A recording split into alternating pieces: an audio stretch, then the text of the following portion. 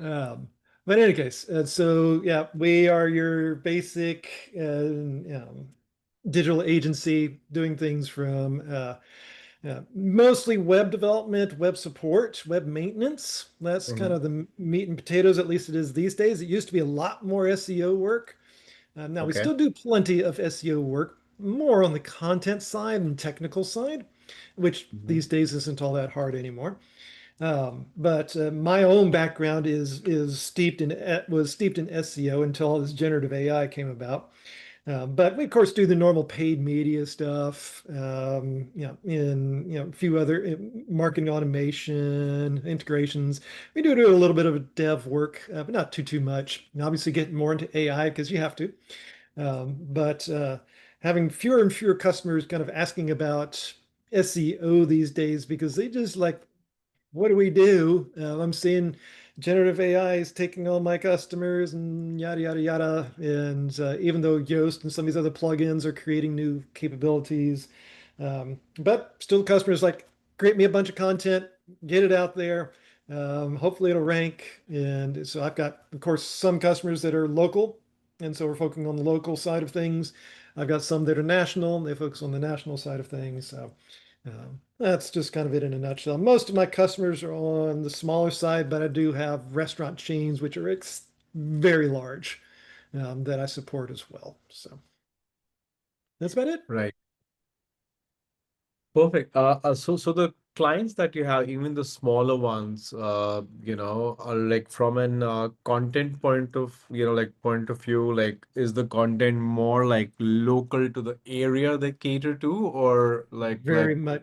So the answer is yes. Most of my customers are that way. I don't have any really strong B2B customers Mhm. to have to worry about national content. Now, some of my like some of the restaurants that I work with, they have to do both, and so they have to rank on the national level, which we create content for that, and they have to rank on the local level, so we focus on that for their locations. Um, so that answers your question. Right. So you will be focusing more on like, getting them on the, Google Business Profile and um the local subs mainly. Correct. Right. Hey.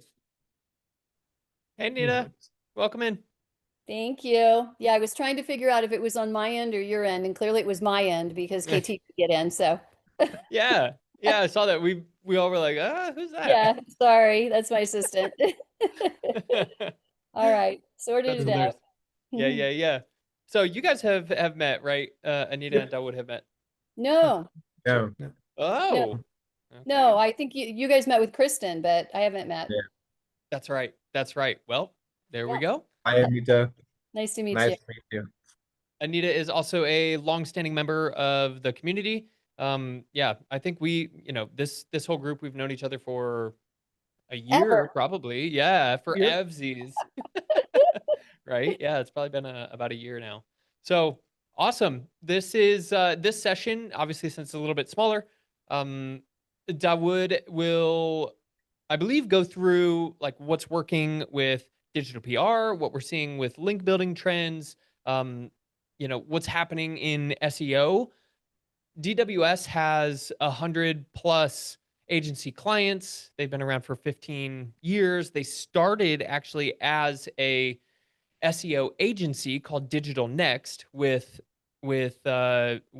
offices in the UK and Australia and fulfillment team in India. That that business, Digital Next, grew to 5 million plus and then exited. Yep. And the backend team in India remained and transformed into digital web solutions that continue to do fulfillment as far as SEO strategy and fulfillment, all the way down to link building and digital PR. Under the digital web solutions umbrella, we also have several different SaaS products. We have hreflang Builder, which is the industry's only XML sitemap builder. Um, well, you can explain a little bit more about that, Dawood. I don't think it's super relevant to this conversation, but we also have a SaaS product called Rank Watch, which is exactly what it sounds like. kind of like a competitor to SEMrush or Moz or some of the other ones, Ahrefs, with a built-in link gap analyzer, which also leads to our network of over 250,000 publishers that we have relationships with.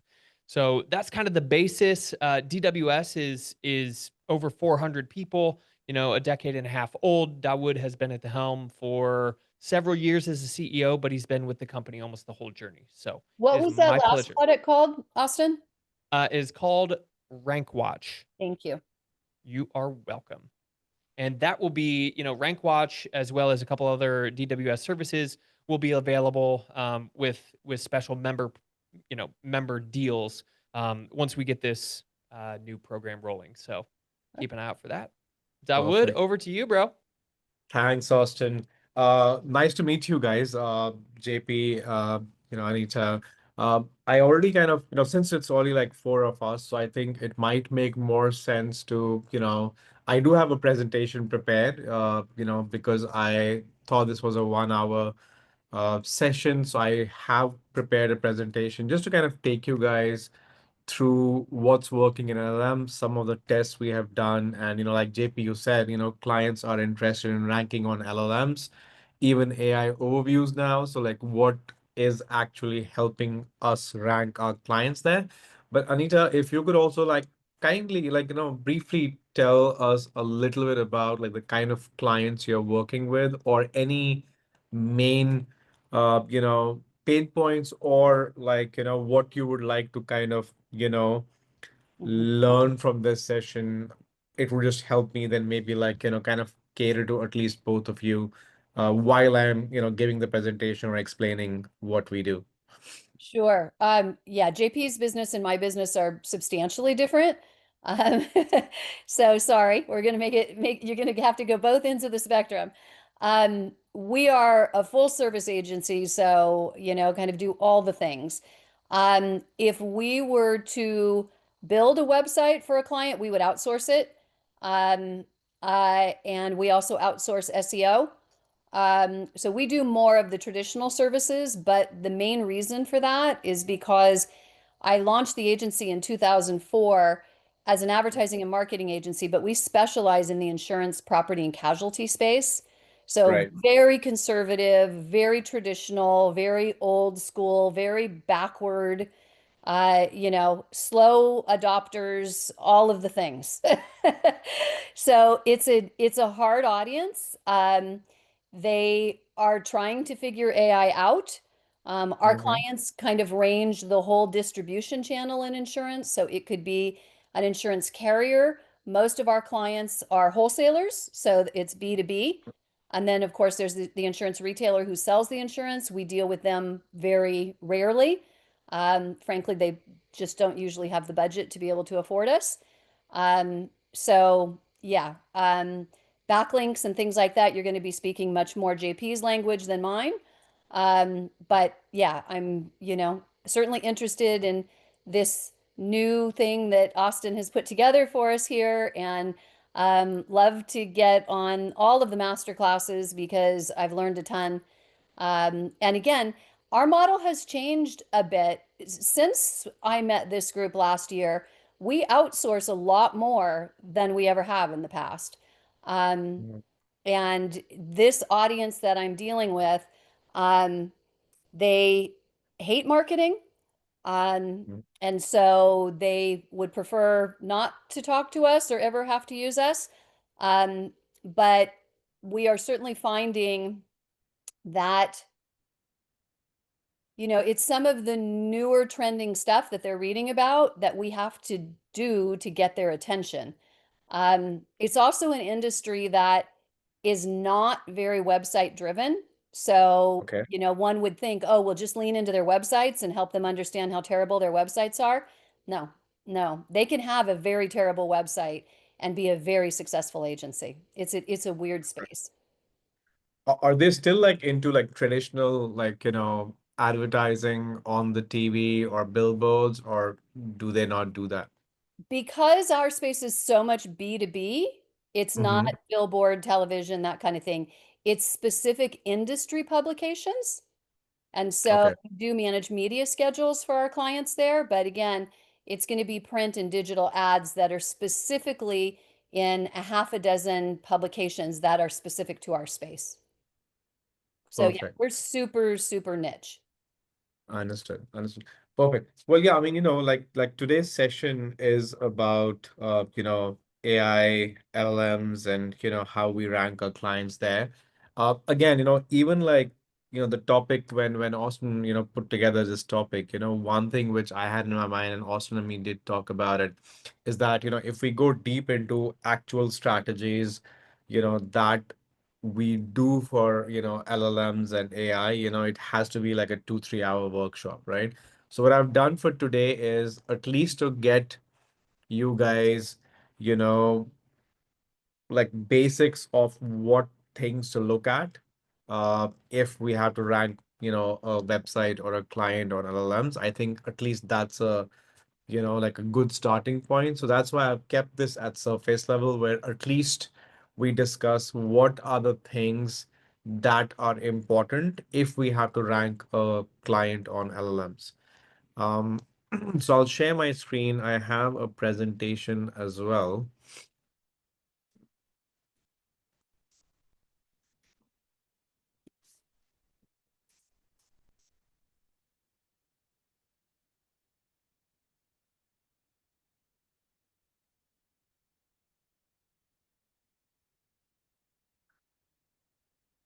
Like Austin said, we kind of work with more than 100 agencies. Link building and digital PR is like one of the biggest services we have. So we do more than 7,000 links a month. And honestly, like with the, increase of AI LLMs, we are just seeing our service grow more and more because that's what's helping us, rank our clients on LLMs. Um, like Austin said, I'm the CEO at AWS, more than 13 years of experience in sales and marketing, 9 years in SEO. I mean, I've seen SEO, when anything could rank to now, like, with Google algorithms and everything like that. I love link building. Again, apart from that, love fast cars, data, coffee, and a good pitch. Um, so we have grown to more than 400 people, like, Austin said, we were an agency back in the day, which we sold, and now, we kind of create back-end teams for agencies. Anita, like you said, you have been outsourcing more and more. Again, more than happy to help. We have seen, a problem even in outsourcing when agencies outsource and they start to outsource, you suddenly start outsourcing everything and anything you can. So more than happy to have like a discussion on what we have seen with more than 100 agencies we have worked with. Like if you have to outsource like a particular part of your business, like how do you evaluate like which parts to outsource, which parts to keep in-house, and how to kind of plan that. Hmm, More than happy to kind of, like discuss that or, help you plan that. great, thank you. Rank Watch, like Austin said, it's a rank tracking tool. Like started as a rank tracking tool, but now it has other features like website audit, competition analysis, and a new link building module where it's basically AI driven, where we kind of compare the competitors, their link profiles, and then help our clients get links on, ranking websites. Hreflang Builder, like Austin said, is in fact it's the industry's only Hreflang automation. So when you're working with international websites, with multi-country websites or multi-language websites, Hreflang Builder helps to automate Hreflang through XML sitemaps. Usually, I think 90% of the industry is implementing hreflangs either through codes or through the CMS features or tags. We help doing that through sitemap. So it's kind of not dependent on the developer or the code. What will we talk about today? The search landscape.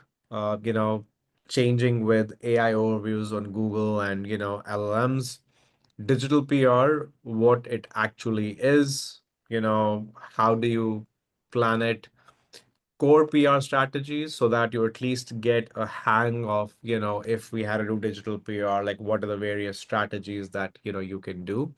And then I have a SOP of visibility where, how do you like look at, where your audience is for your clients, and then how do you prioritize the various platforms and the plans. And some case studies in the end to kind of, give you confidence that how, these strategies are actually helping clients grow on various platforms. Um, More than happy to, kind of pause in between and, if you have like any questions regarding what we are discussing, you know, more than happy to kind of, answer them. Uh, like we all know, search today is multi-channel. Like JP, like you said initially, right? Now your clients also want to, see themselves on LLMs and, AI overviews.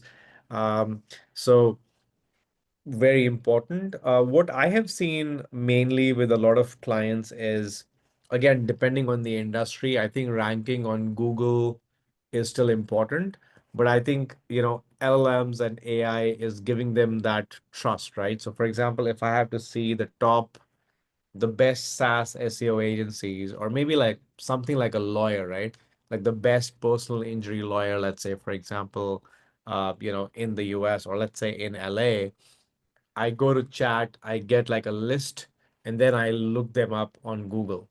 But I would not rely on like chat to suggest me a lawyer and then go with them. So I think still in a lot of industries, chat is still acting as that trust factor. And then, people are checking them out on Google, and, you still need to rank on Google. So I think, it's more about that trust and recognition in a lot of industries. And in some industries, people just go to chat and, kind of, like take it from there. Search is no longer just keywords and backlinks. Uh, AI overviews and LLMs obviously are rewriting discovery. So I think this is how, you know, uh, I kind of see the changing landscape now. Recognition and trust, again, like I said, it's more about, okay, fine, you are on these AI overviews, or you are on, like ranking on LLMs. So, it feels like very trustworthy. And then, getting these citations on AI overviews and LLMs, but then audience alignment as well. I think the first thing that we need to look at is for any client that we are trying to plan the strategy, actually do a buyer persona creation, and then let's see where this buyer persona is. I still feel like if, uh, something like an insurance, for example, uh, you know, depending on the buyer persona, the age group, their, overall habits. So I think it's very important to create buyer persona of your different types of audience, and then check which platforms they're on. If LLMs, again, everyone right now is using LLMs, no doubt about it, but I would still kind of look at, where are they most engaging with, and then based on that, kind of plan the strategy accordingly. Uh, the best way to do it is, using various, queries on LLMs to see what kind of results are coming back, and then reverse engineering that, which we will cover a little bit in today's session as well. How do you rank on LLMs? One thing I think, like if I had to explain this very, simply is, okay, fine. So the difference between LLMs and Google is, Google is an algorithm, right? So it only reads what it can crawl, right? The bot can crawl. So that's why when it comes to Google, the links have to be do follow, because Google can crawl the links, or, it crawls the code. So even if, let's say, you don't have text written on the front end of your page, And this works very well with like local JP, like, hidden divs on your Google business profiles, on your websites, for your local pages, like the codes basically, you know, the bot crawls them, even if it's not there on your page, it still helps you rank your local, service pages or your local business profiles.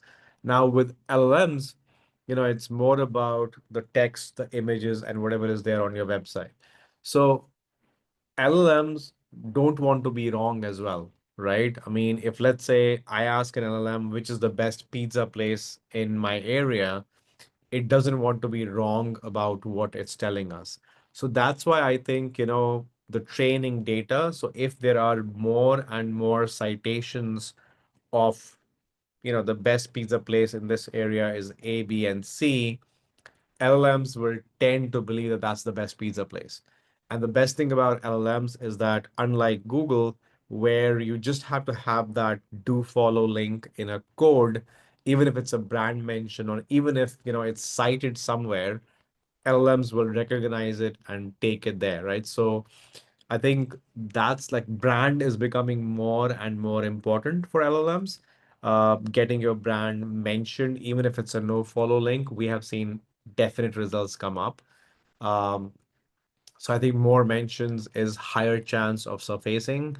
Uh, Trusted editorial systems are the key. And I think also one thing here, when we look at link building in Google, we always look at the domain authority, we look at the traffic, we look at all those parameters. Uh, with LLMs, what I have seen is the DA and DR. Again, it's not Google parameters. It's like, Moz, href parameters. I think what matters more with LLMs is that the website or the publication which is citing it, what is the topical authority of that publication? So basically, if let's say, again, with, websites like Fox News and AP News and all of that, again, it's a very big news website. So obviously it can cover various topics.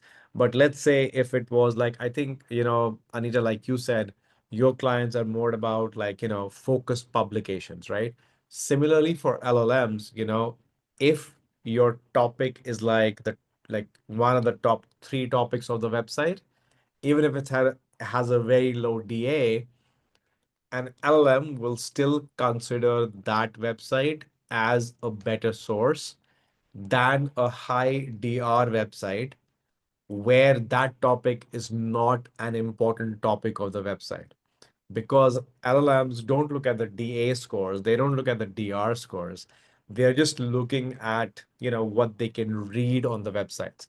So I think that's one thing which we have understood when we are trying to do these links for LLMs or these brand mentions for LLMs. We don't look at the DA/DR scores. Yes, we do look at them to kind of help us understand like the top websites, but ultimately we are looking at the topical authority and what are the main focus areas of that website. So that's why I think link building is becoming more important, even with LLMs, but it's more about the brand mentions and the brand and getting that mention on a topically relevant website rather than looking at traffic numbers, DA numbers, DR numbers. Uh, Again, like for example, a very close friend and a client as well, Simple Tiger, they are like a SaaS SEO agency. So we started testing digital PR, brand mentions, getting brand mention on a topically relevant website with them like way ahead when AI and everything was very new.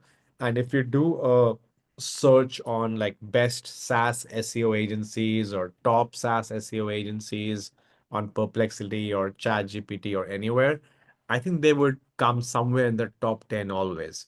And the only things we have changed apart from traditional link building, we developed a SaaS SEO guide. In fact, let me see if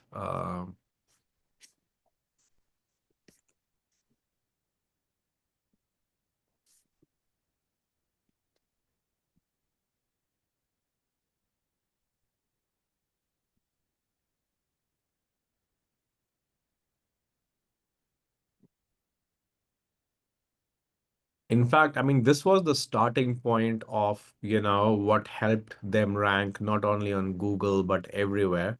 So we actually created a very well-researched SaaS SEO guide for them. So usually when you're trying to rank, let's say for SEO services or, any service page, you always try to, create a service page and, get that page ranked, right? So what we did was we created like a pillar content strategy where the main pillar was this guide. And if you see here, like it's all like clickable table of contents. This has worked almost in 9 out of the 10 tests we have done, Wow. where there is a table of contents and that to a clickable one. So if I do here, I'll come here. This has helped us rank on AI overviews, Google as well as LLMs as well, because it's very easy for Google to kind of understand, and again, a schema at the back end as well, obviously a structured data, but this has helped us well. So all the blogs that we are doing now are mainly like this style. But so what we did was we created like a big SaaS SEO guide where we kind of covered everything. But if you see here, from a CRO point of view, we have very smartly given CTAs as well, right? So it doesn't, okay, fine, it's a blog, but then it also has, CTAs so that conversions can happen. But it's like a 3,500 word blog on like Oh, SaaS SEO and how do you do that. But like it's a proper step by step thing as well, right? So you actually give value, you actually give information. Uh, but this was the guide that we started initially. And after this, we kind of created more topics around it and then did link building to this guide. Like doing digital PR, doing link building, getting the brand mentioned. And this page started like, getting cited everywhere on like Google AI overviews. And now even on LLMs, like like I showed you, if you do best SaaS SEO agencies, their website is coming up. So for example, Anita, for you, if you do like a big guide, let's say on insurance, right? For example, right? And you talk about what you said, right? Usually insurance companies do not, mhm, like care about their website, don't do this, don't do this, but this is what they're missing, like a mhm. big guide on that, then having like small content pieces around that, linking to that guide, and then doing some digital PR and link building around it. I think that kind of might have a similar impact for you as well. This is so interesting, right? Because it breaks the rules from what we've been doing. That's way too long of something for somebody to read. But because you've got that table of contents in there, it's almost like a bunch of many subjects tied into one really long page, right? Yes, yes. And then those mini subjects, you remember earlier you used to have those snippets that would come on Google and Yep. site links. Yep. All of so basically then you're covering more of SERP, Right. Right. right? Fascinating. Uh, Fascinating. Ye- And I'll give you a checklist as well. I've tried to create a checklist that helps you rank on AI overviews, and that checklist would have this as well. Hmm. And more than happy, Austin, to share this with, the group as well. Um, Yeah, so AI overviews, right? I mean, again, higher click confidence. I mean, if your brand is getting mentioned on AI overviews, then obviously, there's more chances of people clicking on that brand. Zero click. I mean, this is one thing which, a lot of clients come and they might be like, coming to you as well. Hey, why do we need to create content on the website? Anyways, the SERP has AI overviews. People are not going to go to my website and all of that stuff. I'm still interested to see like how Google will handle it, because at the end of the day, like Google wants people to create content. But I mean, I would say that still, I mean, if your brand is getting mentioned, so I think there's two differences, right? One is your screenshot is there in AI overviews, which means that data was picked up from your website versus your brand getting mentioned there. I mean, if content was picked up from your website and your brand was not mentioned, it's a good thing to show the clients, but still it doesn't give any benefit. But if your brand is mentioned in the AI overview, it still has more value because people just saw your brand and they might come to you. And that's where I have seen digital PR and brand mentions help definitely, right? And we'll kind of quickly cover that as well. Um, so this is the checklist. Again, I have a very big checklist, and Austin, I'm happy to kind of, share that, like the big checklist as well. We can share that separately with the team. But from the presentation point of view, I kind of have just mentioned the main ones, like conversational keywords, right? So usually we are so focused on our main money keywords, like for example, SaaS SEO services, that's it. Okay, fine, but what about your buyer persona? What else are they reading about? I mean, if I have to interact with you, I don't just want to, know that you're the best SaaS SEO provider. I want to understand more things about SaaS and SEO. So one thing which we do using RankWatch, and again, you can use even like a simple tool like Google Keyword Planner or even Ahrefs or any tool out there, where we actually look at the each and every combination of the keywords and then understand from a buyer persona what are the keywords or topics they're interested in. And then we would kind of create topics on that. Again, it doesn't have to be a big guide always, but usually for your main topics, you will have one big pillar, which can be a guide, a blog, an infographic, or anything, and then surrounding topics around that. Structured content, like I said, table of contents has worked really, really, really well for us. Then, having question and answers, snippets, like anything in a structured format. One more thing which I have realized mainly with LLMs like to read blocks of data or blocks of content. So even if it's not a question, but it's like, you know, a topic which, usually for Google, you have these H2s, H3s, whatever. If it's a topic and then there's like a, block of content, which is more like points and kind of explains that well. But having those blocks in a systematic way helps as well, because you can't always have question answers. You can't always have like, pointers, but even having those blocks properly in a formatted and a structured way helps, kind of get featured on LLMs. Again, schema, I think, is very important for AI overviews mainly. And then digital PR, definitely, like digital PR would be getting cited on high authority websites or getting your brand mentions. Like a lot, every test we did, like the main checklist which I talked about, yes, helped us rank on AI overviews. But when we did a test where digital PR was added or brand mentions were added, those websites started ranking quicker than the other ones. So definitely, uh, you know uh, brand mention or digital PR helps. And again, these are some screenshots from some of the clients. Now coming to digital PR, uh, Google has always, talked about link building in not a good way, right? Because they always, say that, hey, it's all about content, helpful content. You don't have to, do link building, or we don't give links much value. But John Mueller himself once said, and this is like an actual screenshot, from SEO Roundtable, where he said that it's a shame that digital PR gets considered as spammy kind of link building. Is just as crucial as tech SEO, probably more in some cases, right? But the problem with digital PR is that press releases and guest posts are being sold as digital PR. Like if you do a newswire article where you're talking about, let's say, a brand launch or something, and then it gets syndicated on 300, 400 websites. I think Newswire sells it for $100 or 150, whatever, right? Like similar websites. People call that as digital PR, even like in their proposals, and even the clients talk about it. But that's not digital PR, that's a normal press release, right? um, it's not self-promotion.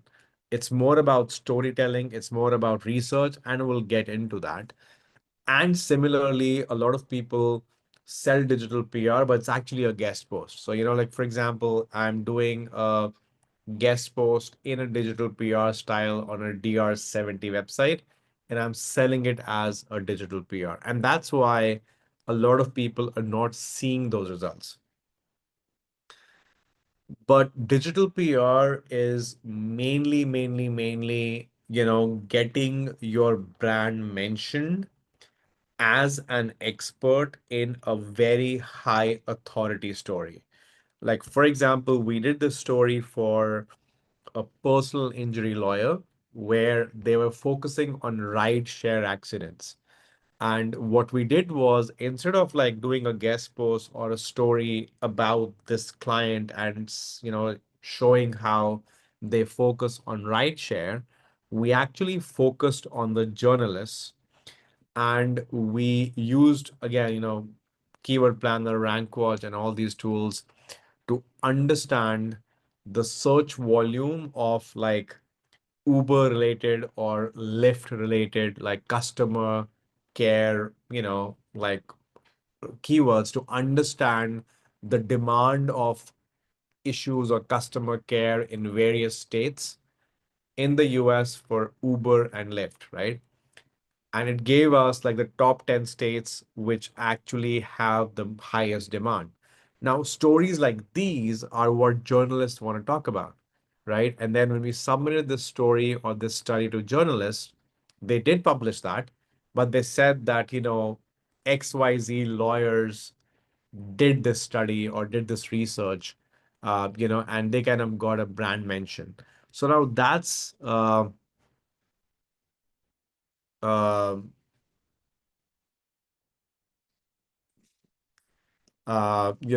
like that's something, which would help them rank on LLMs, because that's a pure brand mention showing you as an expert published by a, journalist. Um, JP, I mean, if you want to talk about it now, I'm okay, or, we can talk about it towards the end. All right, no problem. Uh, Perfect. So, yeah, so I always say that, digital PR, like you're feeding the journalist and not the brand. And I think that's why, if you're doing digital PR, and let's say if you're using a vendor or a freelancer or a company and not doing it yourself, make sure that they're not selling you like, a do follow guest post link on a high authority website. It's actually a data-driven story where you're getting real journalist mentions, uh, then definitely, you will kind of see results. Now, coming to key, strategies in digital PR. And I know we are short on time, so I'll try to explain these properly, as best as I can, which might give you some ideas to, try it out yourself if you want to. The data-driven digital PR I've deliberately kept at the end because that's the most difficult or the time-consuming one. But things like newsjacking, right? Now, newsjacking is that you are hijacking a trending topic. Like for example, 2013-14 Super Bowl, right? There was a shutdown, like lights went off. And at that time, Oreo came with a tweet, uh, you can still dunk in the dark or something like that, right? Now that kind of got viral, it got viral, it got so many reshares, retweets, and they got mentioned everywhere. Or even like when Jaguar changed their logo, and I think they started this hashtag copy nothing. The nothing phone came with their tweet and stuff like that, right? So that's newsjacking, and it's very again, there are always some trending topics or the other, and the best way to do that is, even if you don't want to use any paid tools, do use normal Google search operators, where whatever industry you are working on, use that industry, plus like, like in quotes, plus news mentions, like all these keywords, and try to see which topics are actually trending, and a strategy like newsjacking can work. Reactive PR, again, I think, if it's not always easy to hijack a news and come up with like, dunk in the dark kind of stories, or like uh, tweets or mentions, but you can always react and give your take on a trending topic. Like, for example, if let's say Trump won the elections, I can react on that. I can come up with my story about it or my, analysis about it. And that always gets mentioned because the difference between digital PR and like a cold outreach is that these journalists have a target of publishing news. One thing which people get wrong and say, hey, you know what, it's a crowded market. Journalists are getting thousands of emails. Why will they publish us? Yes, that's true, but at the same time, they have a deadline to, meet, and they are hungry for stories. So as long as you are giving them something which is of value, they will not only publish it, but they might come back to you again and again for comments on a topic or stories. And that's exactly what happens with us as well. Now we have journalists that come to us and say, hey, I'm writing about this story or topic. Do you have anything about it? So in fact, we even kind of, have built this uh, automation where we are actually using RankWatch, Google Trends, and Google Trends to kind of look at all the topics. And if we are seeing spike in any particular keyword, we are kind of sharing that with our internal team. But at the back end, like, on a smaller scale, it's simple, search operators, your topic on Google. And again, but both of these strategies, obviously, like you have to kind of, publish it there, like reactive PR, newsjacking, even like expert comments as well. Where if you want to comment about a particular thing, you need to kind of, do it very, fast. Seasonal campaigns are my favorite, and if we have time towards the end, I'll kind of share, funny story on a seasonal campaign, which kind of got us links in like 24 hours. But seasonal campaigns are the best, like Halloween, Valentine's, Christmas. You can use studies and you can use these topics to kind of get a lot of digital PR links. But one thing to note is that I've seen a lot of people, go to like, Google, do a normal search and, pick up these topics from, these websites, Reddit and all of that stuff, and kind of start submitting that to a journalist. And then they say that, we're not getting any links. You'll definitely need to do that research yourself, and the articles have to be unique. Again, data-driven digital PR, like I said, it's you have to do a proper story like the Uber and the Lyft one, which I talked about. You'll have to do a proper research story. It doesn't have to be already there. It has to be your story. And then you submit it to journalists as well. One hack which we have done. So let's say, for example, the top 10 states with more demand of, Uber and Lyft, for example, right?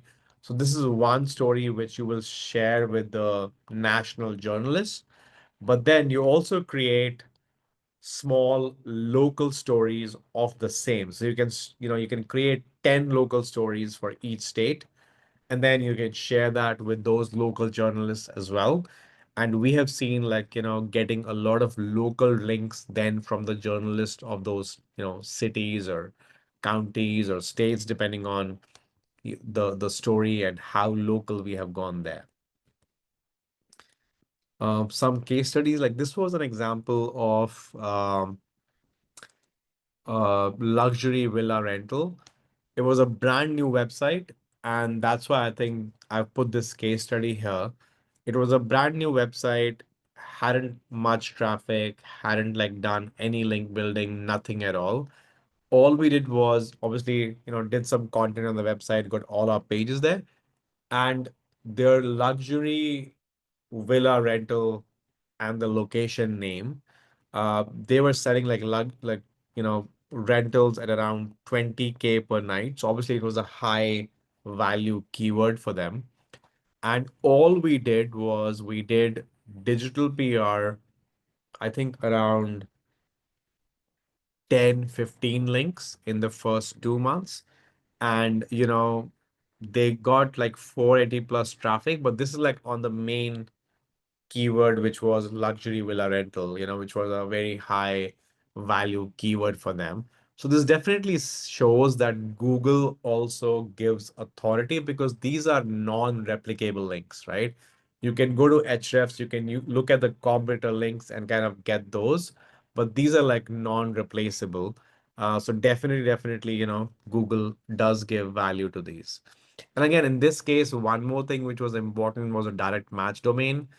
So what we did was we checked the top 10 URLs and we found that three of the top 10 had the luxury rental and the location name in their URLs.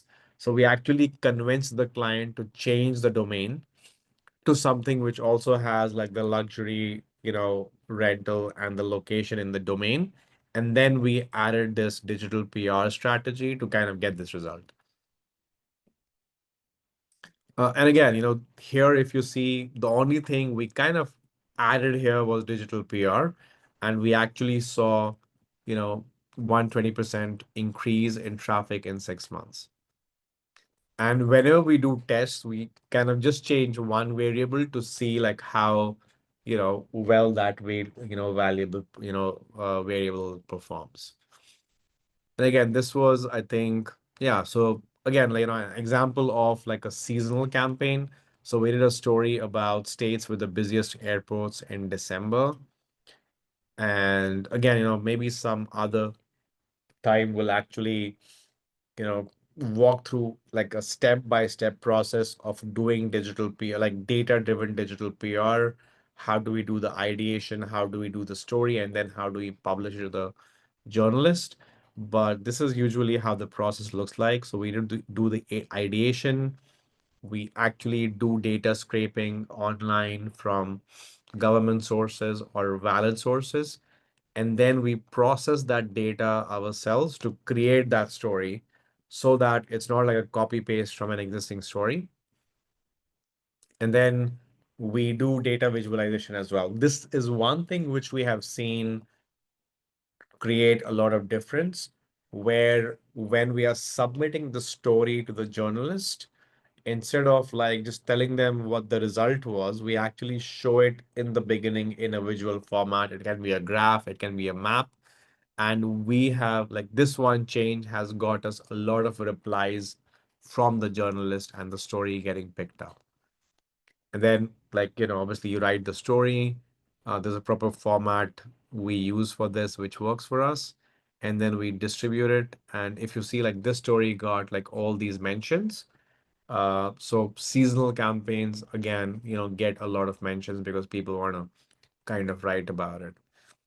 This is usually the SOP we are following now, like for, with the changing SERPs, where, like I said, the first thing is we are actually checking where our audience is, like which platforms are there more. We kind of do like a weighted average where we calculate the various platforms where our audience is more. So if let's say Google gets a higher weightage, so we will focus like more content, more traditional backlinks and all of that stuff, and then still have the AI aspects, but kind of, you know, have more of the traditional link building and the traditional SEO aspects there. Content optimization, I think now with AI, if you're optimizing for AI LLMs, you'll still see impact in Google because at the end of the day, it's similar concept where you have these blocks of contents, you have, the FAQs and, trying to explain the, uh, topic. The only difference with Google becomes that you also have to have the word count matching the top 10. You need to have these schemas, there, and you need to have these H1s and H2s. Digital PR and distribution. I think we are doing digital PR in every campaign, which is helping like overall AI and Google as well. Link building, yes. And the way we kind of combine digital PR and link building is that we actually check the top 10 ranking URLs for our main primary keywords. And then, using RankWatch, using Href, any tool, we actually look at their link profile and understand the distribution between traditional links and digital PR. And based on that, we would kind of plan our approach as well. And then brand is very important. Like I said, whether it's a brand mention or it's, doing these guides about your brand or topics and giving your authority, and then monitoring the results and, seeing that how much of your brand search increased, right? I mean, if let's say your brand search today was, let's say, 5,000 or 1,000, how much has the brand search increased? How much has the traffic increased by doing all these activities? And then kind of, uh, do iterations accordingly. Um, Again, I tried my best to, you know, uh, get like whatever I could in 1 hour, but I think AI and LLMs and like um, all of that, like each topic I think is on its own, can take hours to kind of dive deep into. But I hope at least this kind of gives you an idea of what kind of is more important for LLMs, what we are seeing, get results in LLMs. But yeah, I mean, happy to answer any questions. Nice. Thank you, Dawood. That was awesome. I noticed some iterations from previous presentations, and I like the upgrades. Yeah, I mean, like I said, this was totally for this 1 hour session, man. Yeah, I think it hardly one or two slides are same. yeah. Cool. I know JP had a question about the SEO SaaS. Yeah. Okay. So while you were kind of talking about that, I was, yeah, I went out there to take a look at that website and did a search on SEO SaaS. I don't know, yeah, I have no idea, obviously, their market or where these guys are located, if they're trying to go nationwide, if they're global or anything along those lines, but I could not find them. If I just look for SaaS SEO, I couldn't Mm-hmm. find them. In the top 30, and they didn't come up for me on Chat GPT. Um, and so I was just kind of just asking about that. I was curious, maybe they're going after other terms now. I don't know, but that's why I wanted like, okay, because I know that like that type of content you're showing with that basically a big giant blog post. Yeah, I've seen it work and I've seen it not work. Depends on kind of the business, but I just kind of want to get your thoughts on it. And this is where I Sure. get attacked regularly is Uh-huh. on is like, hey, what are, you're showing these customers, what are they ranking for? And I usually have pretty good ideas on it, but in this particular case, I just wanted to like, okay, if we're talking about this customer, what are they ranking for? I think the site's amazing, a great site, but I just want to. So, did you do SaaS SEO agencies or like what was No, the I just did SaaS SEO, and then for price? ChatGPT, I did give me the top SaaS SEO agency. Yeah, so usually they would come up on like top or best SaaS SEO agencies on chat for sure. Okay, Let yeah, me if I see. do SaaS SEO agency, they do come up in the top 5 for me. Yeah, Uh, because I think we like from day one, we have always been optimizing for SaaS SEO agencies, okay, yeah, because like that's where they get um like actual customers, like trying to buy services. which makes Uh, sense. yeah. And that's why I was asking. I figured they were probably it wasn't quite exactly what I was attempting to go look for, but their top article, is the 10 best SaaS SEO agencies that scale MRR. Is what comes up for them. Yeah, so like I said, right? I mean, so what I was explaining earlier, let me just I'm just trying to get my Oh tool on yeah. my. And so this article is exactly like what you just laid out on that No, other article. absolutely, absolutely. So basically, what I'm saying is that, what I explained, right? So you have this one big pillar on which Mhm. you work, and then you have these Yeah, other pillar-based content, articles backlinko. around that, right? Yeah, Yeah, yeah. yeah, I'm familiar with that. Cool. Okay. That was my core question. And one more interesting thing about them is that 90% of not the guide, but the other, like even the one which you were talking about, like the best SaaS SEO agencies, the list or whatever, Mhm. like the main pillar is like 100% human. It's well researched. We spend a lot of hours on it. And Yeah, all these supporting articles, I think it's like, again, using custom GPTs, like, we're creating the content, we're creating the core, and then a human is just editing it, yeah. right? And, it's still ranking, it's still working well. So I don't think like using AI in content is a problem. I think as long as it's like valuable content. And so, as an agency these days, I mean, as you know, there's a million agencies out there these days, and everybody's trying to compete for basically the same services. Creating unique content and outranking the Neil Patels of the world is nearly impossible these days, it feels like. So if you're servicing agencies, what do us small guys do? Um, because it's really, really, really, really hard to create great content because we don't have access to the data like the Neil Patels of the world do. We just have access to our own little world. And yeah, some of us have niches, like Anita does, and can create really highly focused content. Um, but even then, there's a whole lot of companies out there talking about the same stuff. How do we do this? Yeah. So I think, like I said, so we have grown like our own agencies from, like zero to, like I said, 5, 10, whatever. Mhm. And we have worked with people that were like, single pairs and then kind of grew. I think one thing which we usually get wrong when we are, building an agency is that we know as marketers that SEO works. We know as marketers that PPC Right. works. And we always try to kind of do all of it, and we try to go after everything in a usual or a more, like by the book way, right? But I really feel like, for example, even if you get the content out there, even if you had access to data, or even if you had access to Neil Patels of the world, you will still be competing with DR 80, 90 websites, Right. right? We started like now focusing on articles and everything because now like I have a very high DR.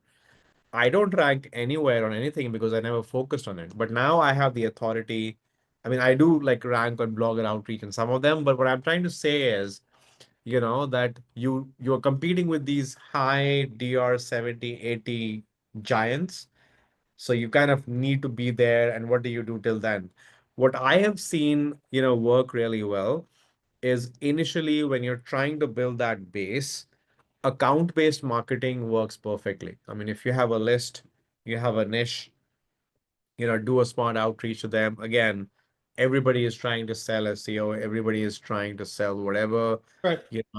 trying to reach out to them through LinkedIn, phone, like handwritten letters, whatever, but trying to kind of reach out to them in an ABM way is less like it's cost effective, doesn't need a lot of budget. You have a list and you kind of get to Sure. them.